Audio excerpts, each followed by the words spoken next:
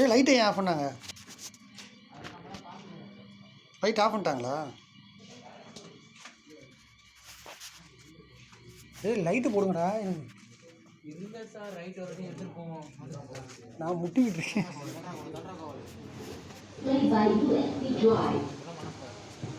அப்படி நடந்துட்டே போங்களாங்க வீடியோ எடுத்துட்டு.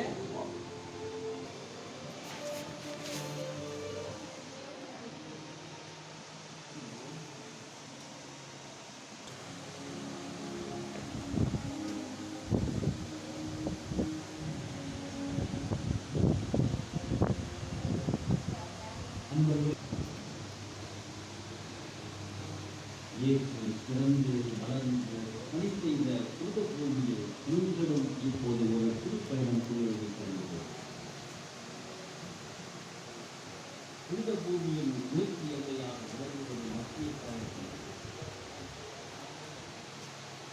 கடலின் உரத்தில் நின்று புனித பூமியை பார்ப்பது போல்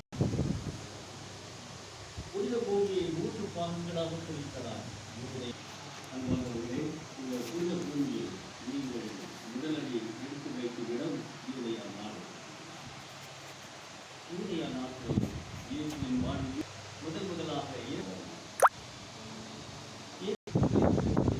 இயேசுவின் தாய் மரியா பிறந்த குழந்தை இயேசு என திருப்பூர்வமாக இருப்பதை நீங்கள் காணலாம்.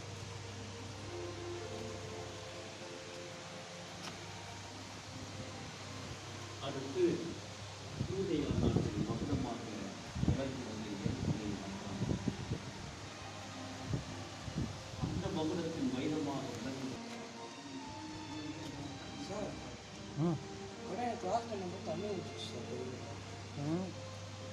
மேலே இருந்து வந்துடும். அடுத்து சமாரிய நாட்டில் இயேசு அதிகமாக படிக்கவில்லை.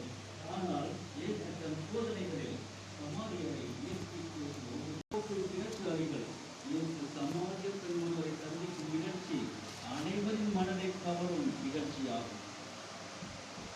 தாழ்த்தப்பட்ட சமாரிய பெண்ணிடம் இயேசு தண்ணீர் கேட்க இயக்கப்படத்தவர் எப்படி எங்களிடம் தண்ணீர் கேட்கலாம், தண்ணீரை கொடுப்பேன் என்றார்கள்.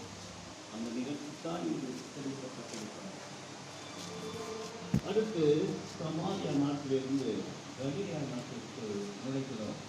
இயேசு கலிலேயன் என்றுதான் அதிகமாக இணைந்தது. கலிலேயாவில் நாட்களுக்கு ஒரு சிறிய கிராமம் இங்குதான் இயேசு வளர்ந்தார். அவரது அரசு கல்வியின் தொழிலான சர்ச்சை தொழில் தான் இயேசு செய்தார். அவரின் சர்ச்சை கலத்தை தான் நாம் இப்போது பார்த்துக் கொண்டிருக்கிறோம்.